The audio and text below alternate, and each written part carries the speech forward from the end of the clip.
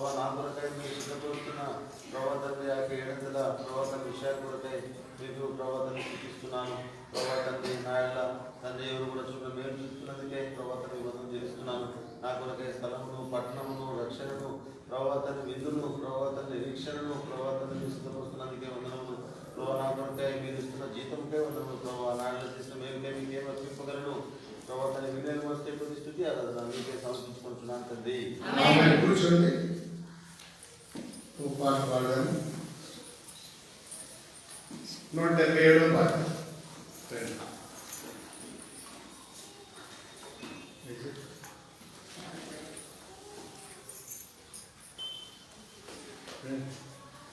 పాట 177.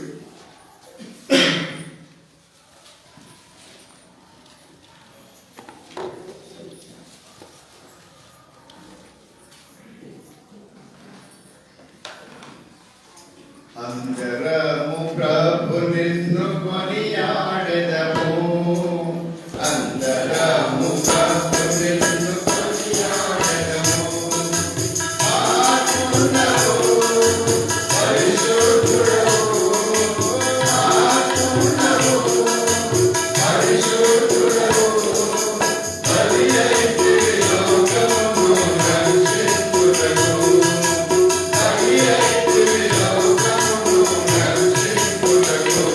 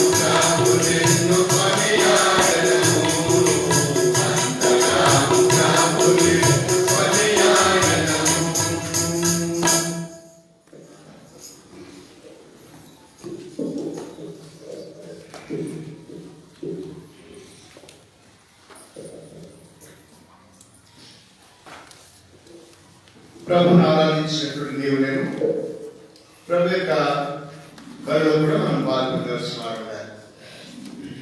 ఎందుకంటే అది మనకు నిర్ణయించినటువంటి విధి. ప్రభు యేసుక్రీస్తు వారే నిర్ణయించారు కనుక ఆ విధిని అపోస్తలుల ద్వారా మనకు పరిచయం చేశాడు.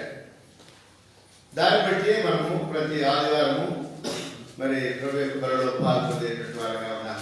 ప్రభుత్వ పర్యంతము లేదా ప్రభుత్వ వరకు మరణ వరకు దాన్ని మరి జరిగించాలి, ఆచరించాలి అనేటువంటిది మనము ప్రతి వారం చదువుతూనే ఉన్నాం.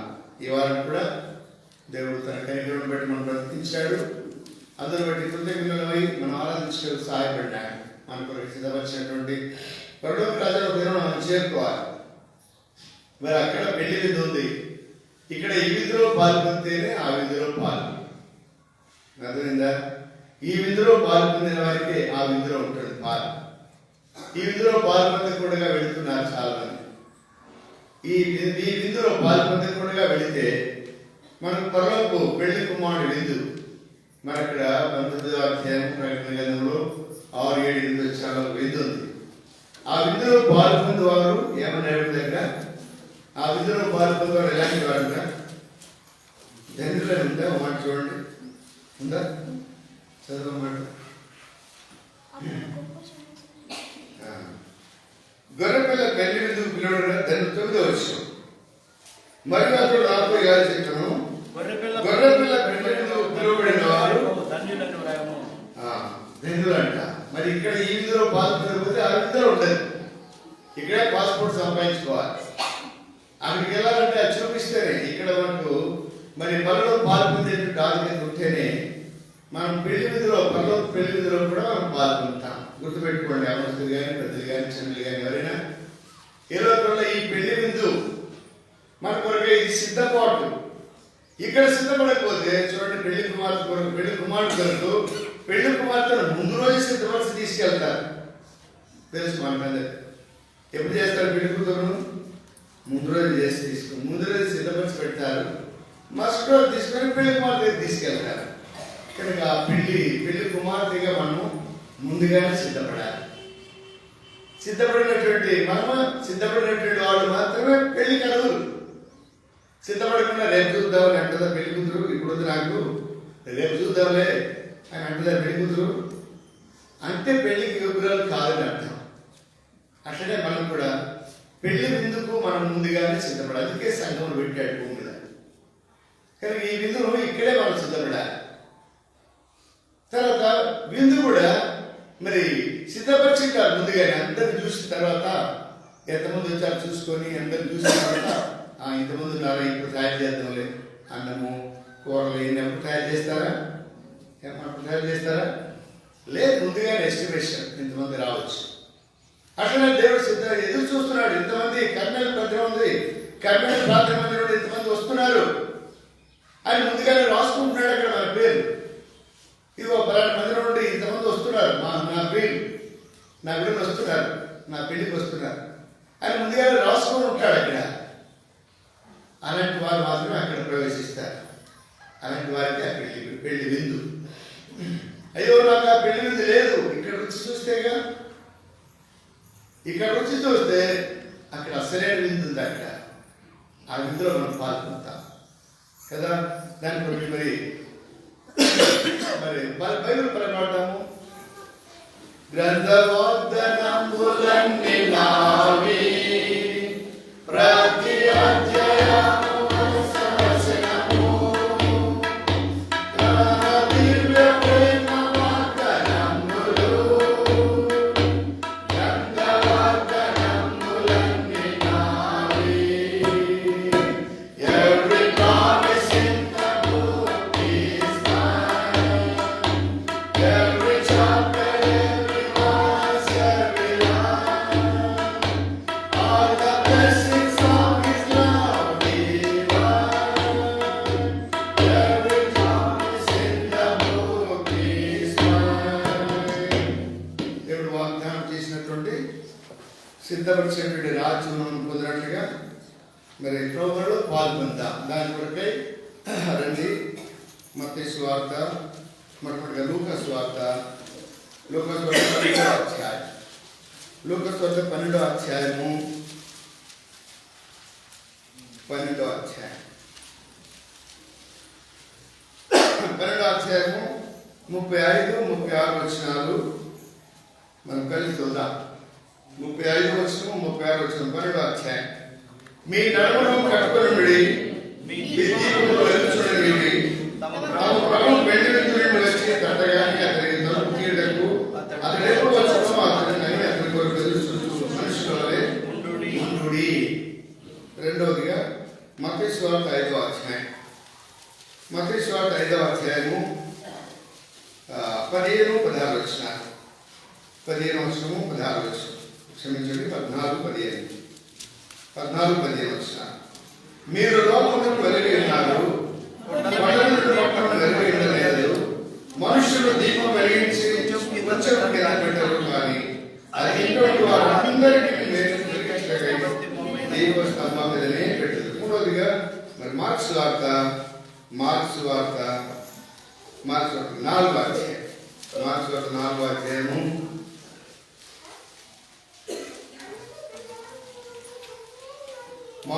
4వ అధ్యాయం 21వ వచనం.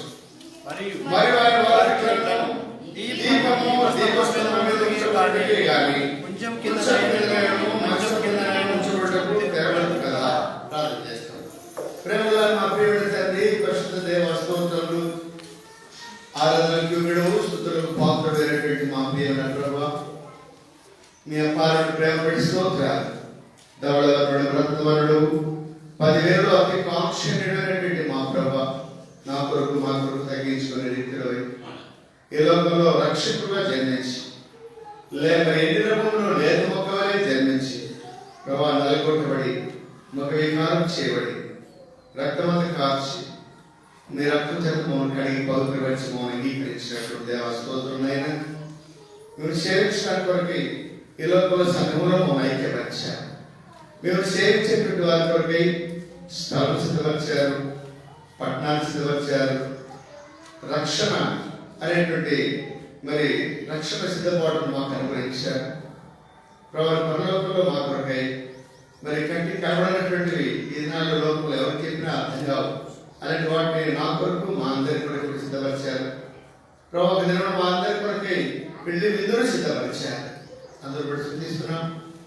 ప్రభావ సిద్ధపరిచినటువంటి జీతం కూడా ఉన్నది. అక్కడ గిఫ్ట్లు, బహుమానాలు నా కొరకు మా కొరకు ప్రభావాన్ని మరి స్థితిని నాకు కూడా కలిగించినారు. నేను నా పాపం బట్టి నేను దురస్తులైన నాకు కూడా అనుగ్రహించినాను. ఇటు స్థితిని బట్టి స్తోత్రం చెల్లిస్తున్నాను. ఆ విధంలో పాల్గొని కొరకే నన్ను కూడా యోగిగా సిద్ధపరుస్తున్న స్తోత్రాలు చెల్లిస్తూ ఆరాధిస్తున్నాను. చదవని వాక్యం బట్టి మేము మరి మేము వెలుగుతూ ఉండడానికి మమ్మల్ని వెలిగించారు. వెలిగించబడినటువంటి స్థితిలోనే మేము వెలుగుతూనే ఆ వెలుగు రాజ్యంలో మేము ప్రవేశించినట్లుగా నన్ను మమ్మల్ని నూతన పరచవలసిందిగా ప్రార్థిస్తున్నాం. నీ వాక్యము ప్రవరి 2 చురుగల వాడేది కట్టవంటిది. నన్ను మమ్మల్ని కూడా శోధించేది, ఛేదించేది. ఇటు వాక్యం నేను చదవడం మాత్రం కాదు, వినటం మాత్రం కాదు, బోధించడం మాత్రం కాదు, ప్రవరి వాటిని అనుసరించి నడుచుకునేటువంటి వారిగా నేను మేము ఉన్నట్టుగా మాకు సాయించాను. వందనం చెల్లిస్తూ ఆరాధిస్తాను. యేసు ప్రభు నామమున స్తుతించి ప్రార్థించి వేడుకుంటున్నాం తండ్రి. ఆమేన్.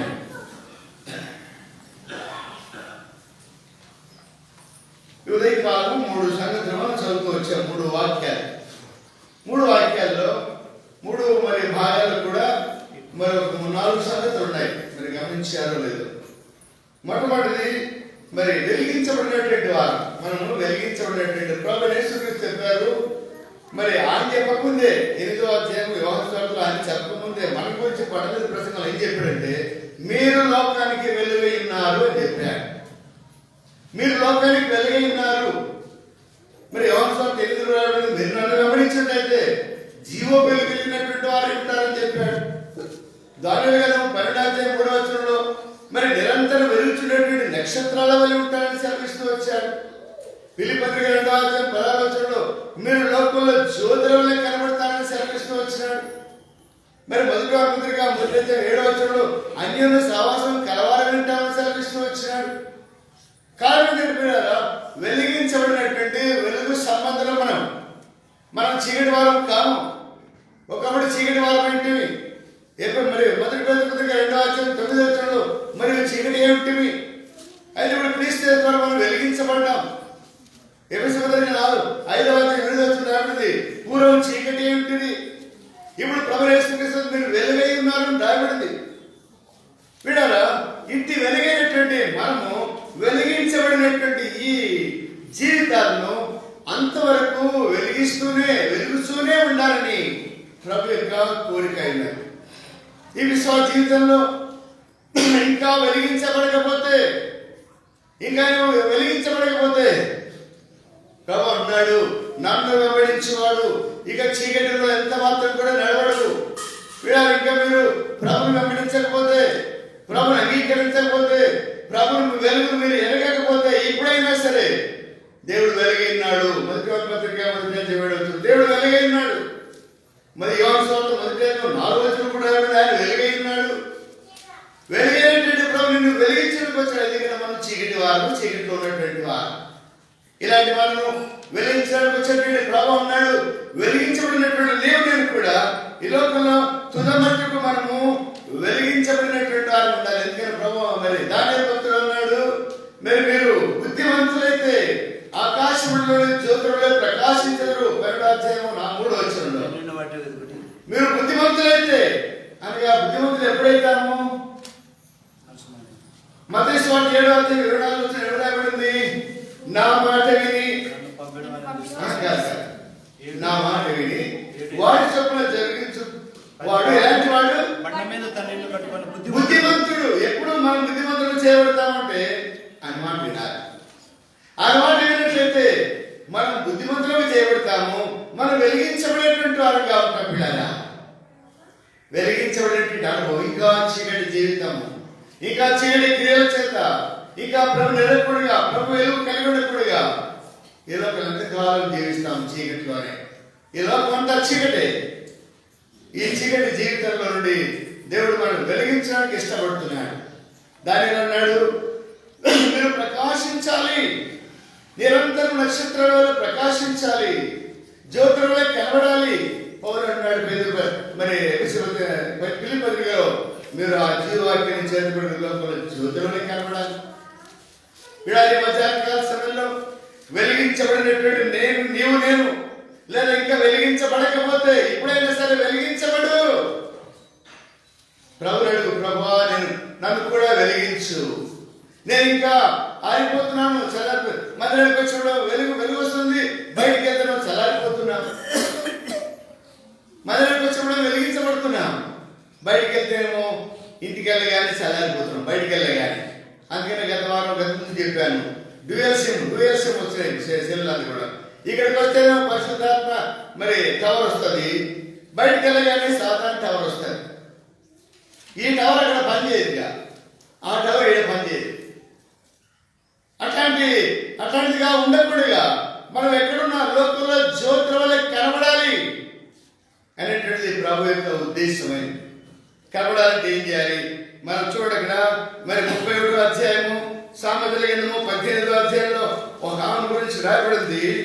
ఆమె దీపం ఎప్పుడు ఆరిపోదంట. 31వ అధ్యాయము 18వ వచనంలో తన వ్యాపార లాభం అనుభవించే తెలుసుకును. రాత్రి వేళ ఆమె దీపం ఆరిపోదు. కానీ ఆమె దీపం ఆరిపోదంట. అంటే రాత్రి వేళ కదండి ఆమె దీపం కావాల్సింది. రాత్రి కూడా మనకి దీపం కావాల్సింది. అయితే ఈ లోకంలో లోక సంబంధంగా రాత్రి కూడా అవసరం, కానీ విశ్వాస జీవితానికి పగలు కూడా అవసరం. మన దీపం, ఆ దీపం ఏంటి? దేవుడు పెట్టినటువంటి ఆత్మ. దేవుడు పెట్టిన ఆత్మ దీపం మనం చల్లార్చుకుంటున్నాం. అది ఎప్పుడు వెలుగుతూ ఉండాలి, పగలు కాదు రాత్రి కాదు. యుగాయుగుడు మరి వెలిగించబడేటువంటి రాత్రికి వెళ్ళబోతున్నాం కనుక ఈ లోకంలో ఎంతకాలం జీవిస్తామో అంతవరకు కూడా ఈ దీపం పగలు రాత్రి వెలుగుతూ ఉండాల్సిందే. అదే ఆత్మ దీపం.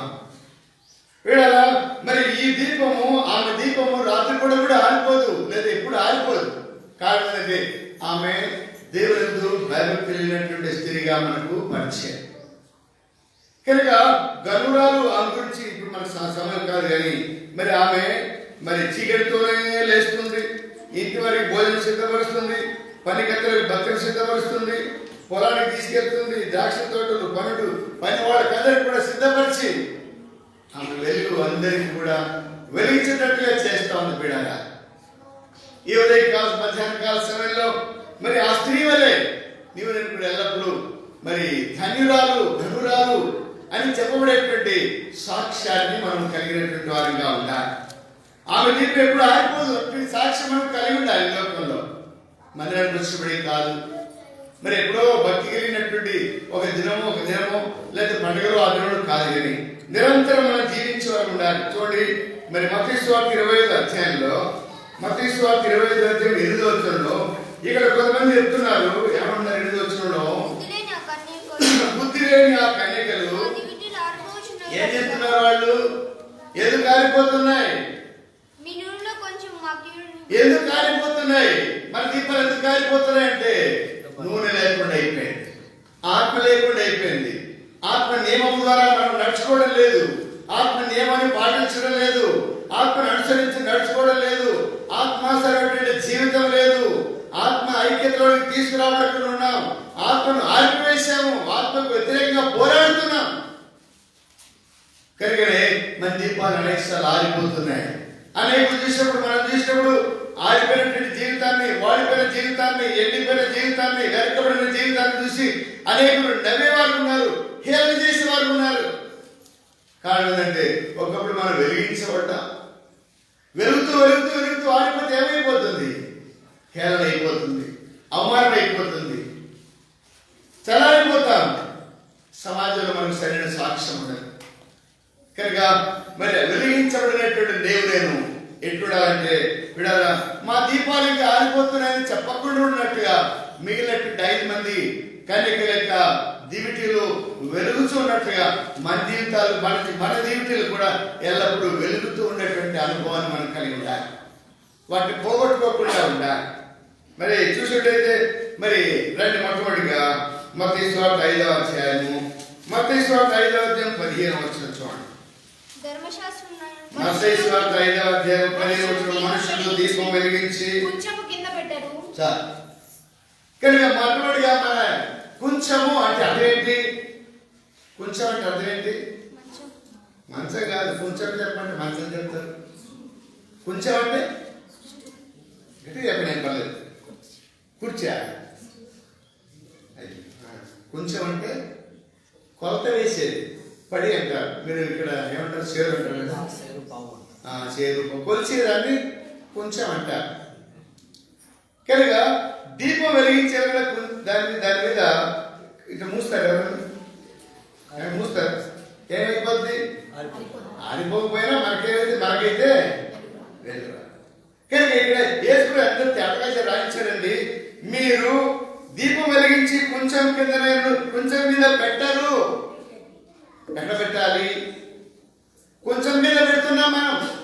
కొంచెం అంటే పడి అంటారు మా వైపు, కర్రలు లేదు, పడి లేదా షేరు లేదు, అర్ధ షేరు పావు షేరు అంటారు. కొంచెం అంటే మరి అది పడి లేదా షేరు, దాన్ని ముయం దాని మీద. ఎట్లా ఉందంటే మన జీవితాల్లో వ్యాపారం అని అర్థం.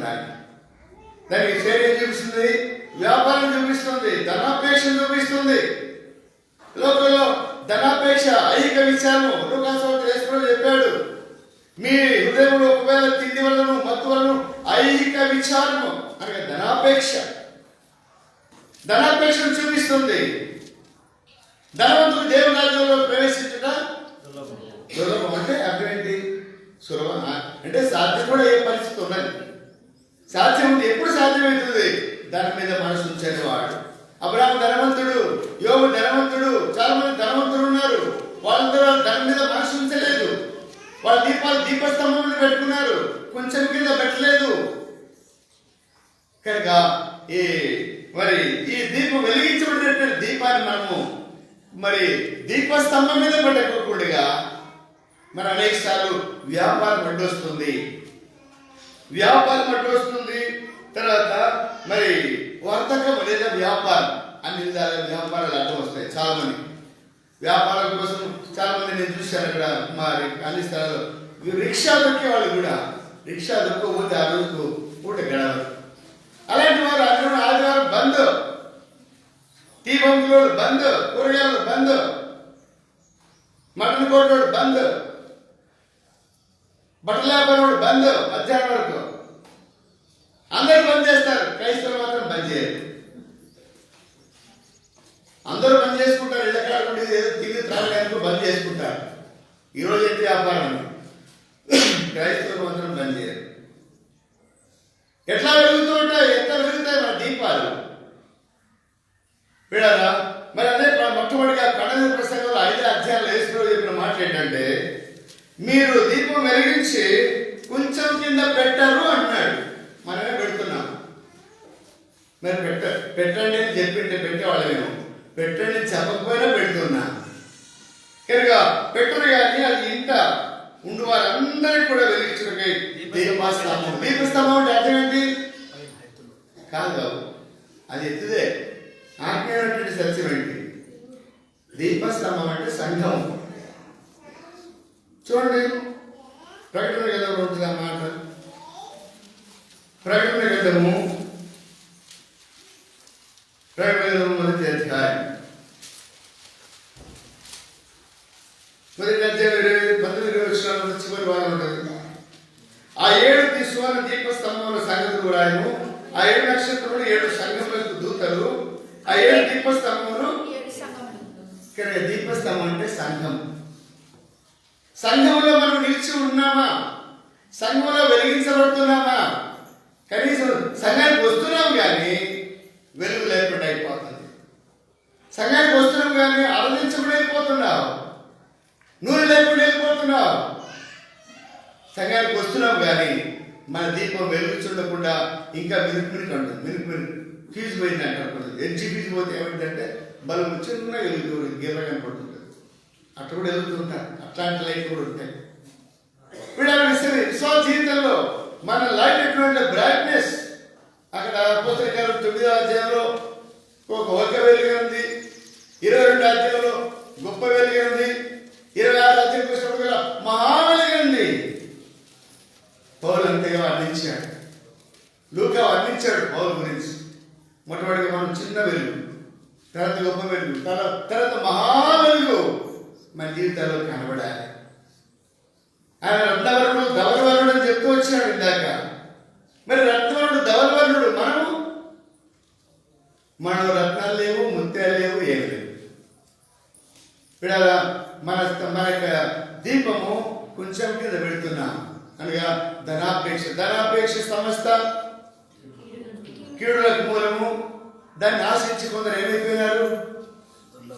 నాశనమైపోయినారు. అంతే. చూడండి, మొదటి 1 అధ్యాయంలో అమాట ఉంటాడు. మొదటి 1 అధ్యాయము తాము పొడుచుకున్నారంట. 10వ వచనం.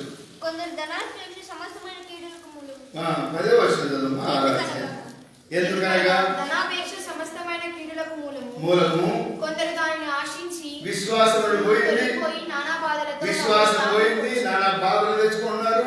తాను పొడుచుకునేటువంటి స్థితి ఆరిపోతుంది. అనగా ఆ దీపము దాని మీద ఒత్తిడి దినదినం సరి చేయకపోతే దాంట్లో ఒత్తిడి ఎప్పుడైనా చూసారు మీరు? చిన్న పిల్లలకి తెలియదు, పెద్దవాళ్ళు తెలుస్తుంది. మరి అది గుల్లలు గుల్లలుగా దాని మీద ఏర్పడుతుంది గుడ్డికి పైన. దాన్ని రోజు నలిపేసి దాన్ని తీసేసి శుభ్రం చేసి మళ్ళీ అంటిస్తే అది బాగా నడుపుతుంది. లేకపోతే అది కూడా అట్లే ఉందనుకోండి, గొడుపులు గొడుపులు నిప్పులు నిప్పులు అట్లే ఉందనుకోండి, వెలుతురు సరిగా రాదు. అదే కనుక నానా బాధలు, కష్టాలు, ఇబ్బందులు కుటుంబంలో, సంఘంలో, వ్యక్తిగతంగా మరి కష్టాలు, బాధలు చేత నానా విధంగా పొడుచుకొని ఒకరొకరు చచ్చిపోతున్నారు ధనవక్ష కొరకు. ఒక ఆమె ఒకసారి 2 రూపాయల కొరకు ఒక ఆమె చెవు కొరికి పడేసినాడు. అది రాకపోతే ఇస్తావా లేదా? ధనాపేక్ష అట్లా నష్టపరుస్తుంది జీవితాన్ని. విశ్వాస జీవితంలో ధనాపేక్ష, ధనం ఉండకూడదని చెప్పడం లేదు. ధనం ఉండాలి, మనకు కావాల్సిన ధనం ఉండాలి, మనకు మన పిల్లలకు సుఖంగా క్షేమంగా బ్రతకాలి. ధనం యొక్క అపేక్ష, ధనాపేక్ష కొరకై చూడండి. మరి యెహోషువ 7వ అధ్యాయం మనకు తెలుసు, 2వ రాజులు 5వ అధ్యాయం మనకు తెలుసు, అపోస్తలుల కార్యం 5వ అధ్యాయం మనకు తెలుసు. ఏమి చెప్పడానికి సమయం సరిపోదు. కానీ 2వ రాజుల గ్రంథం 5వ అధ్యాయంలో గెహాజీ పెట్టుకున్నాడు ధనాపేక్షతో. మరి ఏం చేసుకున్నాడంటే, మరి ఏ కుష్ఠరోగం అయితే మరి నయమానుకు నయమైపోయిందో ఆ కుష్ఠరోగాన్ని తాను తెచ్చుకున్నాడు ధనాపేక్ష కొరకు పోయి. గెహాజీ ధనాపేక్ష కొరకు తాను, తన పిల్లలు, భార్య, పిల్లలు, ఆస్తి వేస్తున్నంత కూడా ఆకుకూరలో పడవేసి రాళ్లతో కొట్టబడాల్సిన పరిస్థితి ఏర్పడింది. అపోస్తలుల కార్యం 5వ అధ్యాయం 1 నుంచి 6 వచనాలు చదివినట్లయితే అన్నయ్య సప్పిరాలు ధనాపేక్ష కొరకు ఇద్దరు కుమ్మక్కైపోయినారు. మరి 2వ తిమోతి పత్రిక 4వ అధ్యాయం 10వ వచనంలో ధనాపేక్ష కొరకు దేవ ఏలోపుని స్నేహించి ప్రభు విడిచి వెళ్ళిపోయినాడు. ఇట్లా చూసినది చాలా మంది ఉన్నారు. ధనాపేక్ష సమస్త కీడులకు మూలం. మధ్యాహ్నకాల సమయంలో మన దీపాలు కొంచెం కింద పెట్టకూడదు. అనగా అనేకులకు వెలిగివ్వాలి. మనం చూడగానే వెలుగు సంబంధులు, వీళ్ళు రాజ్య సంబంధులు, వీళ్ళు పరలోక సంబంధులు, వీళ్ళు యేసుక్రీస్తు నమ్మిన వాళ్ళు అనేటువంటి సాక్ష్యం మన జీవితంలో కలిగి ఉండాలి. సమాజానికి వెళ్తే అంటే మనం ఏదో సిలువ వేసుకుని తిరగమని కాదు, అట్లా కనపరచుకోవడానికి సిలువ వేసుకుని తిరగమని చెప్పడంలే బైబిల్. అట్లా ఇక్కడ ప్రభువులకు తగినట్లుగా మనం నడుచుకోవాలని మాట పడతా. ప్రభువుకు తగినట్లు పృథివీలో ప్రియుడా పదిలముగా జీవించవా. ప్రభువుకు తగినట్లుగా జీవించాలి. ఎట్లా నడుచుకోవాలి అంటే మనకి ప్రవర్తన, మన మాటలు సౌమ్యంగా, మృదువుగా, ప్రేమగా, దయతో, కనికరంతో, దీర్ఘశాంతంతో మన ప్రవర్తన ఎప్పుడైతే ఉంటుందో పీడాల అదే వెలుగు, ప్రభు అయినటువంటి జీవితం. కనుక ఎవరినో దీపం వెలిగించి కొంచెం కింద పెట్టాడు అనేటువంటి విషయం చూడాలి. దీప స్తంభం మీదనే పెట్టాలి. మరి ఆ విధంగా పెట్టడం ద్వారా దేవుడికి మహిమ వస్తుంది. దేవుడికి మహిమ రావాలి మనం బట్టి. చూడండి, దేవుడికి మహిమ అన్నటువంటి కుమారుడు ఉన్నారు, దేవుడికి మహిమ తేనటువంటి కుమారుడు ఉన్నారు, దేవుడికి మహిమ తీసుకురానటువంటి కుమార్తెలు ఉన్నారు. చెప్పండి, దేవుడికి మహిమ రాకుండా అపకీర్తి తెచ్చినటువంటి కుమారుడు, దేవుడికి మహిమ రాకుండా అపకీర్తి తెచ్చినటువంటి కుమార్తె ఒక ఉంది. గట్టిగా చెప్పండి, ఎవరో మీ నోట్లో పెట్టి మాకు నిలబడదు.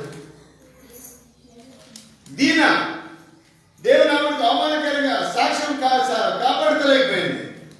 అవమానం వచ్చింది ఆ కుమార్తెను బట్టి. అన్ని జనుల మధ్య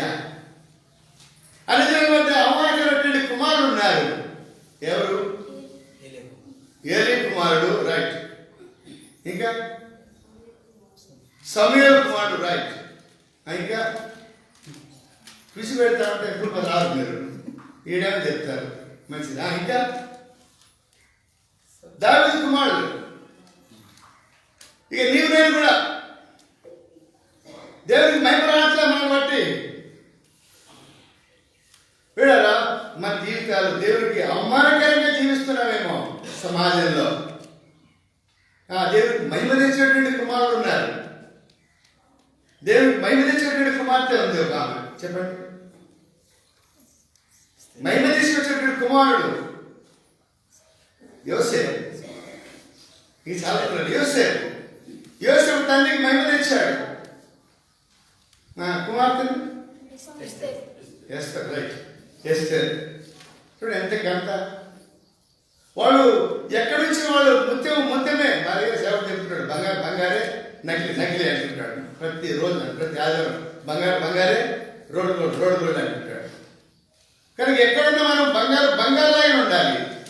ఎస్తేరు ఎక్కడ దాచిపెట్టినా తీసుకొచ్చాడు. నక్షత్రంగా అందరికి వెలిగించేటట్టు చేశాడు దేవుడు. ఆశీర్వాదం దయ పొందింది. షడ్డుడైనటువంటి ఆయన దయ పొందింది. ప్రజలందరూ దయ పొందింది. నక్షత్రంలాగా 120 సంవత్సరాలు నక్షత్రంలాగా వెలిగింది ఎస్తేరు. ఐగుప్తు దేశం అంతటి కూడా వెలిగించబడ్డాడు యోసేపు. కొంచెం కింద ఉండలే, నాకెందుకులే అని జైల్లోనే ఉండలే, నాకెందుకులే అని పాపం చేసి చేయలేదు. విడారా, మరి మన దీపాలు వెలుగుతూ ఉండాలి. అట్లా వెలుగుతున్నటువంటి మరి అలాంటి వారి సాక్ష్యాన్ని ఎందుకు చెప్పుకుంటున్నాం ఈ దినాలు కూడా? ప్రతి వారంలో ఆయా కుడికలు ఎందుకు చెప్పుకుంటున్నాం? వాళ్ళలాగా ఉండండి. లేదు వాళ్ళ వీళ్ళలాగా ఉంటే చెడిపోతారు, వీళ్ళలాగుంటే మేల్కొంటారు ఎట్లా చెప్పుకుంటున్నాము? ఎందుకు చెప్పుకోవాలి? మాటలు వాళ్ళ గురించి, యోసేపు గురించో దావీదు గురించో మొర్దెకయ్యో వేస్తారు ఎందుకు చెప్పుకుంటున్నాం? వాళ్ళు వెలిగించబడిన వారు. మనం చల్లారిపోతున్నాం, ఆరిపోతున్నాం, చల్లగైపోతున్నాం జీవితం. అట్లా కాకుండా విడరా మనం ఘనత తెచ్చేటువంటి కుమారుడిగా ఉండాలి. రెండవదిగా మత్తయి సువార్త 5వ అధ్యాయము 15వ వచనం వరకు. మత్తయి సువార్త మార్కు సువార్త 4వ అధ్యాయం. మార్కు సువార్త 4వ అధ్యాయము 21వ వచనం చూడండి. ఏమన్నాడు? దీపాన్ని దీపస్తంభం మీద పెట్టాలి. క్రైస్తవులు ఆదివారం సంఘంలోనే ఉండాలి. ఆదివారం ఎక్కడ ఉండాలి? క్రైస్తవులు ఎవరుంటారు? సారే అక్కడ నీ వైపు ఉన్నారు. కలుగుట్లో ఏం పేరు బాబు? ఏసన్న కలుగుతుంటాడు. వాడి పేరు ఏం పేరంటే ఏసన్న. బాబు ఎందుకు పెట్టుకున్నారు ఆ పేరుని అడుగుతూ ఒకసారి అడిగాను. ఆ పేరు ఎందుకు పెట్టుకున్నారు బాబు? ఏసన్న పెట్టుకుని కళ్ళు కూర్చున్నాడు అడిగాను. ఆ పేరు ఎందుకు పెట్టుకున్నారు బాబు? మా నాయన పెట్టారు సార్. అప్పుడు పేరుని మార్చుకోలేకపోతే వృత్తిని మార్చుకో. నువ్వు పేరుని మార్చుకోలేకపోతే నీ వృత్తిని మార్చుకో. అట్లా ఉంటుంది మన పని. కనుక ఏం చెప్తున్నాడు మంచిదమ్మా? మరియు ఆయన వారితో ఇట్లను దీపస్తంభం మీదనే ఉంటుంది కానీ ఇప్పుడు కొంచెం అయిపోయింది. మంచం కిందనైనను ఉంచబడుటకు తేబడుక కదా. మంచం అంటే ఏం గుర్తు? నిద్ర. విశ్రాంతి కాదు. విశ్రాంతి తీసుకునే పర్లేదు, కొంతసేపు విశ్రాంతి అంటారు. నిద్ర సోమరితనాన్ని తీసుకొని వస్తా ఉన్నాయి. వీడారా మరి ఈ సోమరితనం ఏం చేస్తుందంటే సోమరివారి ఇంట్లో చూడండి. సామెతలు 15వ అధ్యాయం 19వ వచనంలో. సామెతలు 15వ అధ్యాయము 19వ వచనంలో సోమరి మార్గం ఎట్లుంటుందంట? ముళ్ళ కంచె లాంటిది. చదవని ఆమె చదివేమో. సోమరి వారి మార్గము ముళ్ళ కంచె, యథార్థవంతుల త్రోవ. కనుక ఈ త్రోవ అనగా ఈ మంచం అంటే సోమరితనం. సోమరి వారి మార్గం ఎట్లా ఉంటుందంటే వాడు మంచి చెడు ఆలోచించాడు, ముళ్ళ కంచెలో కూడా పోతా ఉంటాడు. అదే నీతిమంతులు యథార్థవంతులు నడిచే మార్గం వేచి చూచి కనిపెట్టి ఆ మార్గం నడవచ్చునా కాదు. ఒక ఆయన అడిగినాడు. ఒక ఆయన ఓ ఊరికి వస్తూ మధ్యలో 2 దారులు వచ్చాయి. ఊరి దగ్గరికి వచ్చుతారు. ఈ దారి పోవాలి, ఈ దారి పోవాలి. అర్థం కాదు. ఎవరిని అడగాలి ఇప్పుడు అని ఆలోచించి ఒక ఆయన వచ్చాడంట. బాబు ఇదిగో పలాని గాలిపీడికి వెళ్ళాలి, ఇప్పుడు ఏడేమో సర్కిల్ ఉంది, ఎటు పోవాలి నేను అని అడిగినాడంట. అదిగో ఇట్లా పోతే ఇది గాలిపీడికి పోతుంది అని చెప్పినాడంట.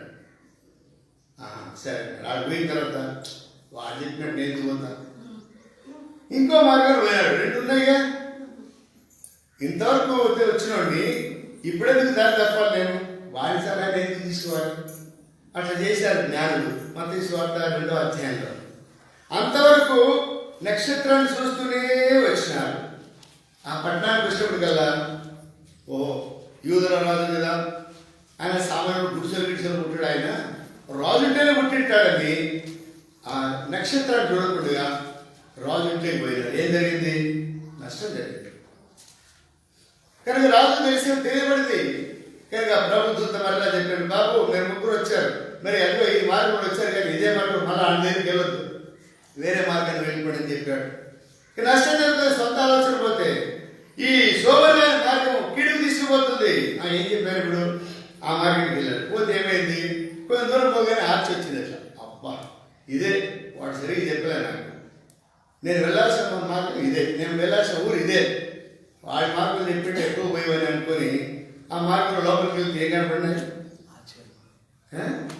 అన్ని సమాధానం ఉంటాయి లోపల. ఊరు కాదు, ఊరు బయట రెండు మార్గాలు ఉన్నాయి. అతను చెప్పిన మార్గం సరైనది, ఇటు పోండి పోతారని. పోతావంటే కాదు కాదు, నువ్వు చెప్తే నేను పోతావు అంటే రెండు ఎందుకు అడగాలి? ఇటు పోయినాడు, సమాధానం తోటలేకపోయాడు. కనుక రాష్ట్ర మార్గం మనం దేవుని దగ్గర ఆలోచన తీసుకొని చేయకూడగా సోమరిమైన యొక్క మార్గంలో కంచెతో కూడినటువంటి, అంటే ముళ్ళ కంచెతో కూడినటువంటివి, కష్టంతో కూడినటువంటివి, బాధలతో కూడినటువంటివి. ఇంకా చూసినట్టయితే వీళ్ళ 6వ అధ్యాయం చూడండి. 6వ అధ్యాయము సామెతలు 6వ అధ్యాయం 9వ వచనం చూడండి. 6వ అధ్యాయం 9వ వచనము. సోమరి, ఎందాక నీవు పండుకొని పడుకుంటావు, ఎప్పుడు నిద్ర లేచేవు, ఎప్పుడు నిద్ర లేస్తావు, ఇక కొంచెం నిద్రించేదను, ఇంకా కొంచెం నిద్రిస్తాను, కొంచెం కునికెదను, ఇంకా కొంచెం కునుకుపాటు చేస్తాను, కొంచెం సేపు చేతులు ముడుచుకుంటాను, కొంచెంసేపు కాళ్ళు ముడుచుకుంటాను, కొంచెంసేపు దుప్పటి కప్పుకుంటాను, కొంచెంసేపు గొంగడి కప్పుకుంటాను కదా. అట్లే కదా, అట్లే లేదా? లేదుగా, మనం చేస్తాం అట్లా. ఇంకా కొంచెంసేపు ముడుచుకొని పడుకుంటాము, కొంచెంసేపు కాలు చెప్పి పడుకుంటాము, ఇంకా కొంచెం ఆగు, ఇంకా కొంచెం ఆగు. సోమల పని అది. ఎన్ని గంటలకు లేస్తారు కాబట్టి పావాడు 8:30 9 గంటలకు లేస్తాడు పొద్దున్నే. కొంతమంది 11 గంటలకు కూడా బ్రష్ చేస్తుంటారు, పిల్లలు చూస్తుంటారు. బ్రష్ 11 గంటలకు బ్రష్ చేస్తుంటారు, వాళ్ళకి అప్పుడు తెల్లారింటే. సోమలు అంటారు వాళ్ళని. ముసలి లేచి పని పాటలు చేసుకుంటుంటే అందరూ డ్యూటీలోకి వెళ్ళిపోతారు, వీళ్ళేమో అప్పుడు వేస్తుంటారు బ్రష్. విడారా? సో మరి ఇంకా కొంచెం నిద్రపోతాను. చూడండి అక్కడ 11 వచ్చింది చూడండి. అందుచేత దోపిడిగా వచ్చినట్టు దారిద్ర్యం వస్తుంది. దరిద్రత కనుక మంచము మరి మనం వెలిగించబడి మరి దీపము మంచం కింద పెట్టకూడదు, దీపస్తంభం మీద పెట్టాలి.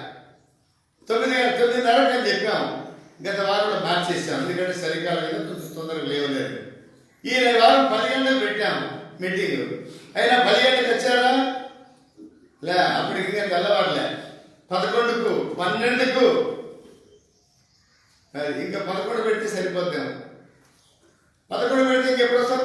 1 గంటకు వస్తారు. మనం పెంచే కొద్దీ ఇంకా వాళ్ళు కూడా పెంచుతారు. మీరు 1 గంట పెంచితే మేము పెంచుకోలేము, అంతే కదా. నువ్వు పెంచితే మేము కూడా పెంచుకుంటాం. కనిపెడారా? మరి మంచం కింద కొంచెం అయిపోయింది, ఇక మూసిపేసే మనం ఇతరులకు వెలుగు ఇవ్వడంలే, వెలిగించాలనుకుంటున్నాడు వెలుగు. ఇక కొంచెం తీసేయండి. ఇప్పుడు మంచం ఇక నిద్రమత్తు, సోమరితనము, దరిద్రత, మరి ముళ్ళ కంచెలు ఇట్లాంటి. చూడండి 10వ అధ్యాయం, సామెతలు 10వ అధ్యాయం 4 వచ్చింది చూడండి. 10:4. బద్ధకముగా పని చేయవాడు ఎటు పని చేస్తాడంట? బద్ధకంతో పని చేశాడు, ఒళ్ళు తెచ్చుకుంటా పని సరిగ్గా చేయడు. బద్ధకంతో పని చేసేవాడు ఎట్లాంటాడు? దరిద్రుడు. బద్ధకంతో పని చేసాడు. హుషారు పని చేయాలి. సోమవారం బద్ధకంగా పని చేసింది, ఇప్పుడు కాదు, తర్వాత చూద్దాంలే. ఇంకో చోట రాబడింది, మరి సోమవారానికి కాదు, మరి ధాన్యమే ఉండదంట. ఎందుకు? అందరూ ప్రతి ఒక్కరు వేసిపోయి నోట్లు వేసుకుంటారు, గింజలు వేస్తారు, పొలాలు వేసుకుంటారు, అన్నీ వేసుకుంటారు. ఈడేంది వేద్దాంలే, తర్వాత వాళ్ళకి మొలిచినప్పుడు చూద్దాంలే, వాళ్ళ పొలాలు మొలిచినప్పుడు చూద్దాం, వాళ్ళ పొలాలు పండినప్పుడు చూద్దాంలే. వాళ్ళు పోసుకుంటుంటే పోతాడు, అరే నేను కూడా వేసింటే బాగుండి. సోమరి వాడి పొలంలో పంట ఉండదు, సోమరి వారి పొలంలో ముళ్ళ కంచెలు ఉంటాయి, సోమరి వారి మార్గంలో ముళ్ళ కంచెలు ఉంటాయి, వారి గాలిలో ధాన్యం ఉండదు, ఇంట్లో అన్ని తటా పటా కొడుతుంటాయి, ఇంట్లో ఆహారం ఉండదు, ఏముంటుంది. పిల్లరా, సోమరి వాడు మరి మంచం, ఇలాంటి మంచం కింద మరి మన యొక్క దీపస్తంభాన్ని పెట్టడానికి వీల్లేదు. చూడండి 12వ అధ్యాయము, సామెతలు 12వ అధ్యాయం 24 వచ్చింది చూడు. 12:24. అమ్మా శ్రద్ధగా పనిచేయువాడు శ్రద్ధగా పనిచేయవాడు ఏలుబడి చేయుదురు. ఏలుబడి చేయము. సోమరులు వెట్టి పనులు చేయవలసి. అది సరిగా చదవకుండా సోమరులు స్కూల్ పోకుండా మా దగ్గర ఒక ప్రొఫెసర్ ఉండేవాడు, ఇంగ్లీష్ ప్రొఫెసర్, ఉస్మానియా కాలేజ్. ఆయన చెప్పేవాడు ఇంగ్లీష్ ప్రొఫెసర్ కాదని అని. అటెండెన్స్ చేసిన తర్వాత బాబు ఇంకెవరెవరు పోవాలనుకుంటున్నారు ఇప్పుడే పోండి, మధ్యలో లేచి డిస్టర్బ్ చేయలేదు. అటెండెన్స్ కొరకు మీరు వచ్చింది 10 అటెండెన్స్ కొరకు వస్తారు, మీకు అటెండెన్స్ చేస్తారు. అయిన తర్వాత మీరు ఎవరెవరు పోవాలనుకుంటున్నారు ఇప్పుడే లేచిపోండి, మధ్యలో పోకండి అని చెప్పేవాడు. ఈ సోమవాళ్ళంతా కూడా ఇంకా వెళ్ళిపోతుంటారు కొంతమంది క్లాసులో, అందరికి మిగిలిన తర్వాత కూర్చొని పాఠం చెప్పేవాడు. అట్లా సోమరి వాళ్ళు పని చేయరు. చేసి పెట్టింది కూడా తిండికే కష్టం. చేసి పెట్టాను తిందిరా బాబు తిందిరా అమ్మ అంటే ఇక్కడికి వేసుకురా అమ్మ, మంచం కాడికి వేసుకురా అమ్మ. కాఫీ తాగు తల్లి బుజ్జి చిన్ని కన్నా బన్నా బంటి అని పిలిస్తే ఇక్కడికి దా మమ్మీ, ఇక్కడికి దా డాడీ అని వాళ్ళు లేకపోలేదు. సోమరి కనుక మళ్ళీ చదువు మా మాట. శ్రద్ధగా పనిచేయవాడు ఏలుబడి చేయుదురు. ఏలుబడి చేస్తాడు. చూడండి తర్వాత 27 వచ్చింది కూడా. సోమరి వేటాడినను పట్టుకొనడు. సోమరి వేటాడినను పట్టుకొనడు. చురుకుగా నుండుట గొప్ప భాగ్యము. గొప్ప భాగ్యం కానీ ఆశీర్వాదం, ఐశ్వర్యం. సోమరితనం ఉంటే మనకి ఏం దొరకదు. అంతా అయిపోయిన తర్వాత మోషే చెప్పాడు, ఏమని చెప్పాడు ఇశ్రాయేలుకు, మీరు ఎప్పుడు లేచిపోయి మరి అది మన్నా తెచ్చుకోమన్నాడు. కొంచెం ఎండబడి పై అయిన తర్వాత 10 11 తెచ్చుకోమన్నాడా? ఎప్పుడు తెచ్చుకోమన్నాడు మన్నాను? ఏం మాకు నువ్వే చెప్పాడు. పెద్దలక్కడనే లేచి మీరు మన్నాను సమకూర్చుకోండి, మీకు కావాల్సినంత మటుకు మన్నాను సమకూర్చుకోండి, ఎండబడితే దొరకదని కరిగిపోతుందని ముందే చెప్పాడు. కొంతమంది లేకపోయింటారు, అక్కడ దొరకదు. పెద్దలక్కడనే లేవాలి. పెద్దలక్కడ లేస్తే ప్రభు మనకు ప్రత్యక్షపరుచుకుంటారని రాయబడింది ఇర్మియా గ్రంథం 29వ అధ్యాయంలో. నన్ను వెతికితే పెద్దలక్కడనే. యోబు గ్రంథం 8వ అధ్యాయం 6వ వచనంలో నన్ను వెతికినట్లయితే. చూడండి లూకాసు వార్త 21వ అధ్యాయంలో, లూకాసు వార్త 21వ అధ్యాయంలో మాట ఉంది. లూకాసు వార్త 21వ అధ్యాయం 28వ వచనం. ఇవి జరుగును ఆరంభించిన లూకాసు వార్త 21వ అధ్యాయం 38వ వచనం. ప్రజలందరూ ఆయన మాట పెట్టకు దేవాలయంలో ఆయనకు ఎప్పుడు వచ్చినారు? పెద్దలక్కడ వచ్చారంట. అంటే అంత అవసరం పెద్దలక్కడ రావడానికి. పిల్లలు పెద్దలంతా వందలు వేల మంది పెద్దలక్కడ దేవాలయానికి ఎందుకు వచ్చారు వాళ్ళు? ఆయన మాట వింటారు.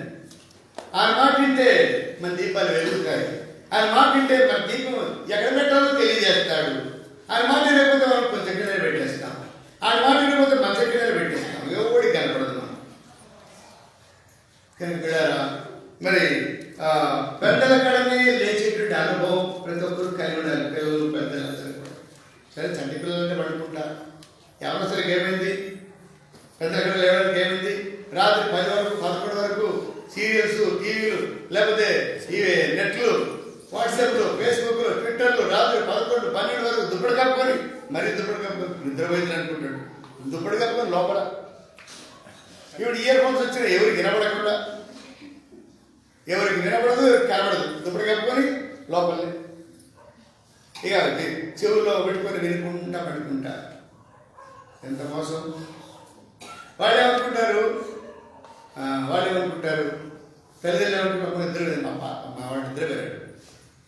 కానీ వాడు నిద్ర కాదు, 12 దాకా కూడా బాబు అంటే దుప్పటి తెరిస్తే ఎందుకు లేకపోయినప్పుడు అట్లా ఉంటాయి. కానీ విడారా మరి సోమరితనం ఎట్లా వస్తుంది? పొద్దున లేవు నిద్ర లేసాడు, ముందు మమ్మీ ఇంకా నిద్ర వస్తుంది సరికి. అట్లా ఉంటుంది పరిస్థితి. కనుక యవనస్తురా పెద్దలక్కడ లేచేది అలవాటు చేసుకోండి. పెద్దలక్కడ లేచి అలవాటు చేసుకుంటే నీ ఆరోగ్యం బాగుంటుంది. మనమాట నీ ఆరోగ్యం బాగుంటుంది, ఆరోగ్యం బాగుంటుంది, జ్ఞానం మరి వృద్ధి చేసుకుంటారు. మరి మీరు ఆత్మీయంగా వర్ధిల్లడానికి కూడా దేవుడు సహాయం చేస్తారు. కనుకనే మరి పెద్దలక్కడనే లేచి వాళ్ళు మా దేవుని మాట కొరకై పరిగెడుతూ వచ్చారు. నేను ముందు పోవాలంటే నేను ముందు పోవాలి, ఈడెప్పుడు నేను వెనక్కి పోవాలంటే నేను వెనక్కి పోవాలి. అందరు పోయిన వెనకాల కూర్చున్నాం పోయి ఎవరు చూడరుగా, అట్లా ఉంటుంది మన పైన. కనుక రండి మరి మొదటి తిమోతి పత్రిక 5వ అధ్యాయము 6వ వచనం చూడండి. మొదటి తిమోతి పత్రిక 5వ అధ్యాయము 6వ వచనంలో 5వ అధ్యాయం 6వ వచనంలో సుఖభోగములందు ప్రవర్తించున్నది బ్రతుకుచుండియు సుఖము భోగం తినుట త్రాగుట కావో పియో బజావ్. 12వ అధ్యాయం లూకాసు వార్తలో ఉన్నాడు, తినము త్రాగము సుఖించు. ఏమైపోయినాడు? వెలువడైపోయినాడు. కానీ ఇక్కడ కూడా సోమరితనం ఏం చేస్తుందంటే సుఖభోగాలు, నాకు సుఖం ఉంటే సార్ అన్ని సుఖం ఉండాలి, అన్ని మంచం మీదకి రావాలి, అన్ని మంచం మీదకి రావాలి, నేను లేచినప్పుడు పెట్టాలి. సుఖభోగులు అనిపించేటువంటి వాళ్ళు ఎట్లాంటి వాళ్ళు అంటే సచ్చినోడు సమానం. పని పాటు చేయదు, పని చేయకుండా అన్నం తినబడిందా అమ్మా? బైబిల్ చెప్తుంది పనివాడు జీతోపాదులు, అట్లా కూడా చెప్పలే. చూడండి 2వ తెస్సలోనికీ పత్రికలో మాట ఉంది. 2వ తెస్సలోనికీ పత్రిక 3వ అధ్యాయము 10వ వచనం చూడండి. అమ్మా 2వ తెస్సలోనికీ పత్రిక 3వ అధ్యాయము 10వ వచనం. మీ యొద్ద ఉన్నప్పుడు ఎవడైనానో పని చేయనుందని ఏంటంట పని చేయబోతే భోజనం ఇంట్లో ఆ గోపులు తవ్వాలి, పొద్దున్న లేచి తల్లిదండ్రులకు సహాయకారిగా గోపులు తవ్వాలి, ఏదైనా కూరగాయలు తిరిగియాలి. అట్లా కాకుండా 8 గంటలకు లేచి 8:30 మమ్మీ 8:30కే బస్సు, 8కి లేచి 8:30కే బస్సు, రెడీ అయిందా టిఫిన్, రెడీ అయిందా లంచ్, అది కూరగాయలు వస్తుంటుంది, ఇక బియ్యం ఉడుతుంటుంది, అది చేస్తుంటుంది. మరి పొద్దున్న లేచి నువ్వు సహాయం ఉంటుంటే నువ్వు కలిసి మీ మమ్మీ కలిసి పని చేసుకుంటే 8:30కి నీకు రెడీ అవుతుందిగా. సోమరితనం సుఖభోగం అనిపించి సత్యవంతో సమానం. కనుక మీ దీపములు వెలుగుచుండనియుడి, దీపస్తంభం మీదనే పెట్టండి. అది 3వదిగా మరి ఎక్కడ పెడుతున్నారంట? దీపాన్ని వెలిగించి. లూకాసు వార్త 8వ అధ్యాయము 16వ వచనం. లూకాసు వార్త 8వ అధ్యాయము 16వ వచనం చూడండి. పాత్రతో కప్పివేయడు, మంచం క్రింద పెట్టడు గాని. మనకు కావాల్సిన వాటి ఇప్పుడు ఏంటి? మంచం అయిపోయింది, కొంచెం అయిపోయింది. ఇప్పుడు లోపలికి వచ్చి అమ్మా సార్ ఇప్పుడు మంచం అయిపోయింది, కొంచెం అయిపోయింది. ఇప్పుడు ఏం చదివా? ఎక్స్ట్రా పాత్ర కింద పెట్టరుగా. పాత్ర మూసేస్తారా? పాత్ర మూసేస్తే ఏమైపోతుంది? పాత్ర అంటే ఏమర్థము? పాత్ర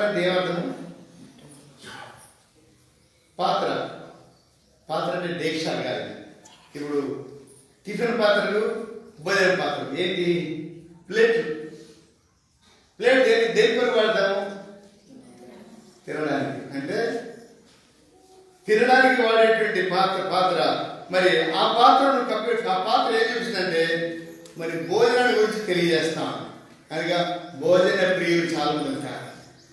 భోజన క్రియలు అనేకులు, భోజన ప్రియులు చాలా మంది ఉన్నారు లోకంలో. పౌలు చెప్పాడు రోమపత్రికలో, మీరు మరి మీ కడుపే వారికి దేవుడు, వారి కడిపే వారికి దేవుడు. వాళ్ళకి దేవుడి సంగతులు పట్టవు.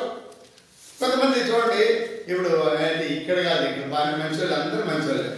మా దగ్గర పలాని ఆదివారం నాడు ప్రేమాభివృద్ధి ఉంటుంది బెత్తస్తారో అని ఇలా ప్రకటించిన అనుకోండి, దాదాపుగా 200 మంది 300 మంది వచ్చే మందిరంలో 500 మంది వస్తారు. దేని కొరకు? ప్రేమాభివృద్ధి కొరకు వస్తారు. మా బెత్తస్తారు పోతే ఎప్పుడు చికెన్ పెడతారు, బిర్యానీ పెడతారు.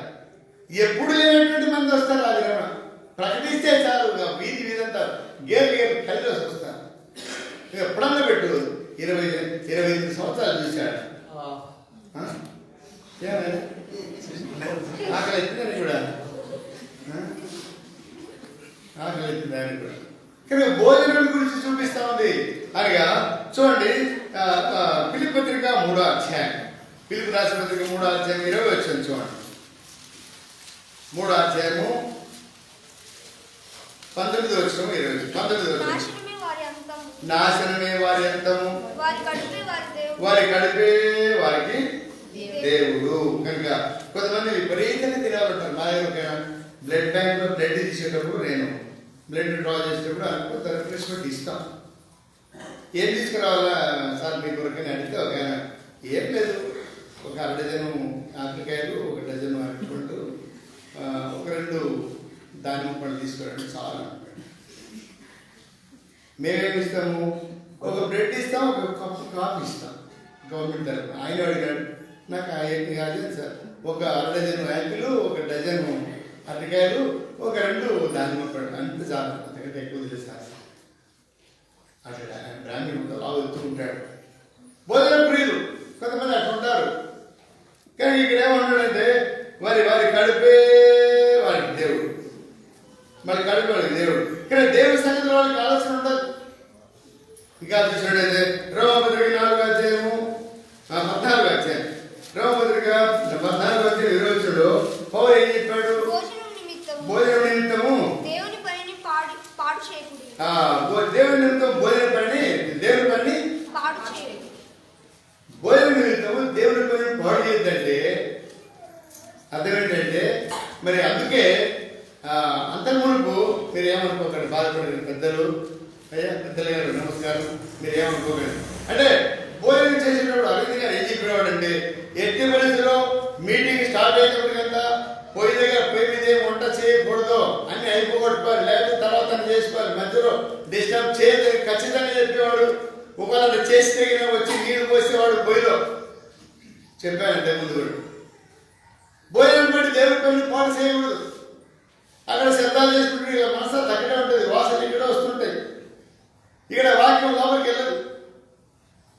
స్కూల్లో టీచర్ పాఠం చెప్తుంటే ఏమైనా ఎక్కిందా, దూరిందా, తలలో కంటే దూరింది సార్, ఇంకా కొంచెం ఉంది, తోకుంది సార్ ఇంకా అంటే వాడి మనసు చెప్పేదాన్ని లేదు. ఆడ పని ఎంత దూరుతుంటుంది, అడిగి చూస్తుంటాడు. మనసు ఇక్కడ ఉంటుంది, ఏదైనా పని జరుగుతుంటే.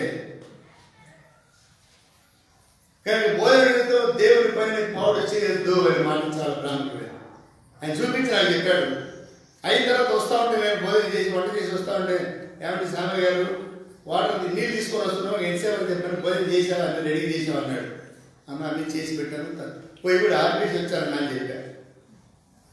సరే కూర్చో అనేవాడు. కనుక ఇక ఆయనే కాదు, ఎప్పుడైనా కూడా అంతే. కొంతమంది కేటాయించి పెట్టింటారు.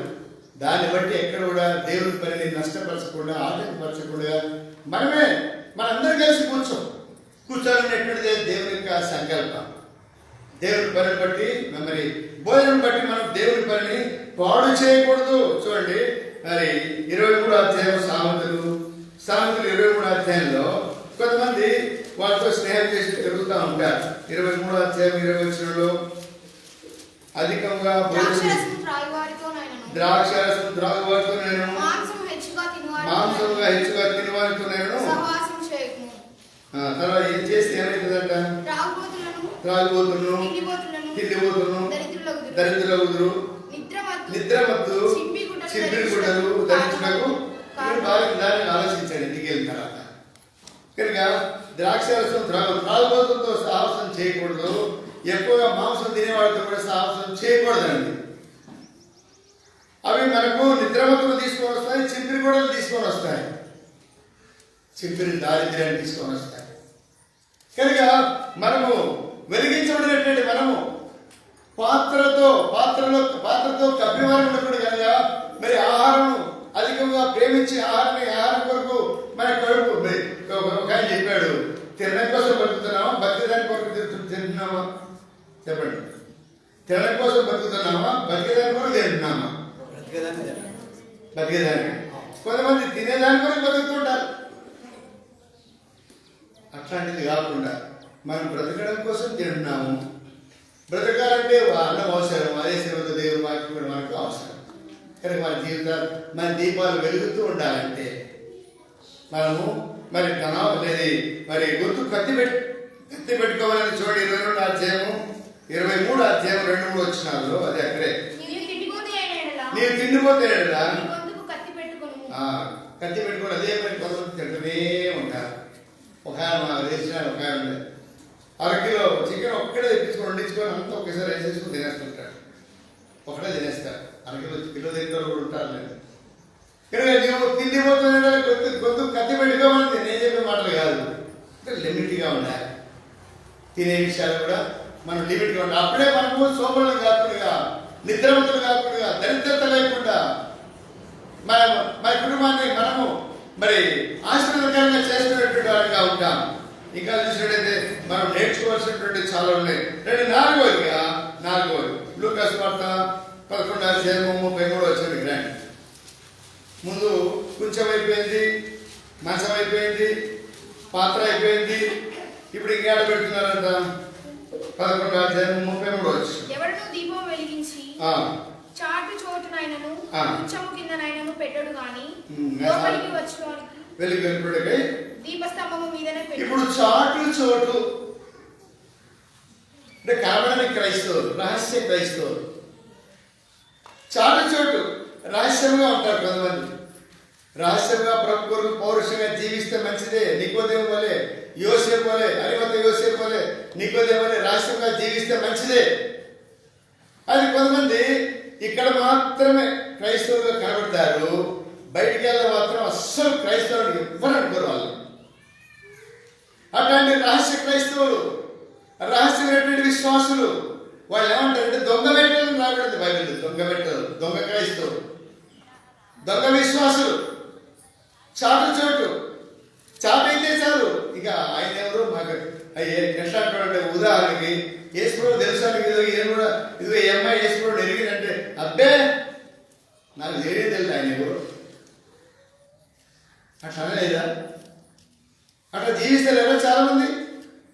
ఇక్కడ మాత్రమే నేను ప్రభుకు చెందినదాను, ప్రభు చెందినవాడును, నేను కుక్కను ప్రభువా, నేను పందిని ప్రభువా, పొరుగుతుంటిని, కుక్క వల్ల తిరుగుతుంటిని ప్రభువా, అట్టటోన్ని ఇట్టటోన్ని అని ప్రార్థన చేస్తాను. బయటికి పోతే ఎవరైనా కుక్క అన్నాడు, అట్నే అన్నాడు అరవింద్ గారు. ప్రభువా నేను కుక్కను ప్రభువా, నేను పందిని ప్రభువా అంటే కుక్క ఇట్లా అన్నాడు. పిలిచాడు, నేను విన్నా. ఏది కుక్క అన్నాను నన్ను? ఇప్పుడే కదా మనం కుక్క అని ప్రార్థన చేస్తే అంటే ప్రార్థన వేరు, నిజ జీవితం వేరా? అంటే అతిగా సహించేటువంటి మనసు లేదు అనగా మరి ఇక్కడ మీరు చోటు రహస్య క్రైస్తవులు ఉండకూడదు, యథార్థవంతులు ఉండాలి. ప్రభు ఏం చెప్పాడు? ఎత్తపడకూడదు. మీరు బూదిగంతులో నాకు సాక్షులే ఉండండి. మత్తయి సువార్త 27 చివరిలో నేను ఏ సంగతులను బోధించిన వాటన్నింటినీ అనేకులకు తెలియజేశాను, నా శిష్యుడుగా చేయండి అన్నాడు. మార్క్స్ వార్త 16 అనేకులకు రక్షణతో ప్రకటించమన్నాడు. అపోస్తలుల గారు మొదటి నాకు సాక్షిగా ఉండమన్నాడు. చాటైనటువంటి చోటు, చాటైనటువంటి క్రైస్తవులు మనం ఉండకూడదు. మనం రహస్య క్రైస్తవులు కాదు. మరి రహస్యమైనటువంటి క్రైస్తవులుగా ఉండకుండా సాక్షులుగా ఉండాలి. ఏదైతే నేర్చుకున్నామో దాన్ని తగినటువంటి పౌలు అన్నాడు, ఆకాశుడు కలిగిన దర్శకుడికి నేను 5 ఏళ్ళు కానన్నాడు.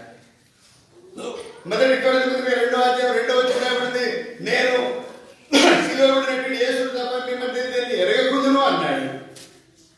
నేను ప్రభు కొరకు శిలువబడుతున్నాను అన్నాడు. ఇంకేమన్నాడు? మరి నేను జీవించేటువంటి జీవితం నా కొరకు కాదు, నన్ను ప్రేమించి నా కొరకు తను అప్పగించినటువంటి క్రీస్తు ప్రభు కొరకు నేను జీవిస్తున్నాను అన్నాడు. నేను ఏర్పరచుకున్నటువంటి సాధనను పౌలు గురించి చెప్పినప్పుడు పౌలే ఉన్నాడు. మరి ఆకాశంకి వెళ్ళిన దర్శనానికి 5 ఏళ్ళు కాని పలికినటువంటి ఆ పౌలు మన వరకు నమ్మకంగా ఉండు, నీకు జీవకిరీటమని అని చెప్తూ వచ్చాడు. మరి అపోస్తలుల కార్యం 14:22 చూడాలి, మనం శ్రమను అనుభవించిన తర్వాతనే పరలోక రాజ్యం శిష్యులతో చెప్తూ వచ్చాడు. విడారి మధ్యాహ్నం కాల సమయంలో షార్ట్ అయినటువంటి విధానాలు ఎప్పుడు ఉండలేదు. మరణానికి వెనకాడలేదు, మరి బంధకాలకు వెనకాడలేదు, కొడాల దెబ్బలకు వెనకాడలేదు, రాళ్ళతో కొట్టించుకోవడానికి వెనకాడలేదు, జైలుకి వెళ్ళడానికి వెనకాడలేదు. అనేక సార్లు జైలుకి వెళ్ళి అక్కడ కూడా దేవుడు పరిచయం చేశాడు. అలాంటి కష్టాలు మనకి దినాలు లేవు.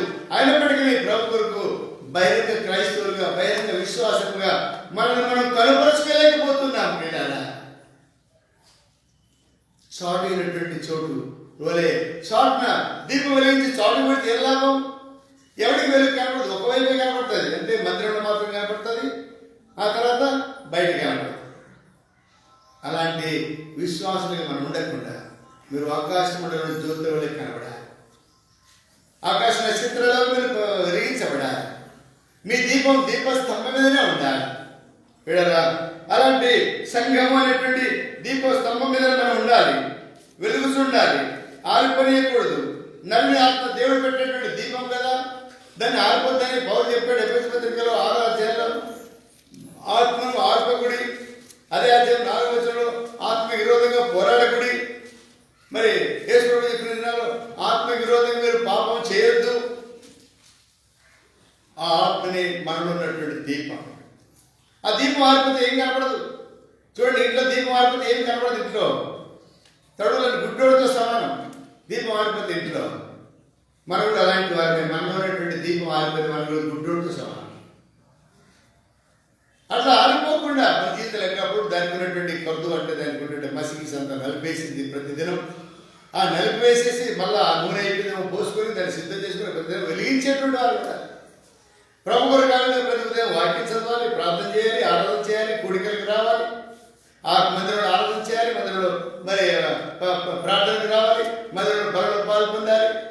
ఇవన్నీ కూడా సిద్ధపాటు. ఇక మూసి పెట్టేస్తే ఏం లాభం? కొంచెం కింద పెట్టేస్తే, మంచం కింద పెట్టేస్తే, పాత్రతో కప్పేస్తే, సోడలో పెట్టేస్తే. ఎప్పుడో ఒకసారి మన దీపాలు వెలగాలంటే నేను కూడా వెలిగించబడిన దాన్ని ఎప్పుడో చెప్తాం. ఓ అమ్మ, నేను ఆ దినాలు అక్కడ గుడిసె ఉన్నప్పుడు వచ్చేదాన్ని అన్న. ఇప్పుడేమైపోయింది? నేను ఆ గుడిసె నేనే వేసింది. ఇప్పుడేమైపోయింది? ఆ గుడిసె నేను ఇంటికి వచ్చింది, పునాదులంతా నేనే తీసింది. ఇప్పుడేమైపోయింది? ఇది కట్టేటప్పుడు నేనే అన్నా, ఇవన్నీ పైన ఎక్కి రేకులని కొట్టింది నేనే. ఇప్పుడు ఏడున్నావు? ఇదేంటి పరిస్థితి? మన పరిస్థితి నేడు క్రీస్తునందున్న వారికి శిక్ష ఎప్పుడో కాదు, నేడు మనం ఎక్కడున్నా మన దీపం వెలుగుతుందా? ఆరిపోయింది. ప్రార్థన చేస్తాం.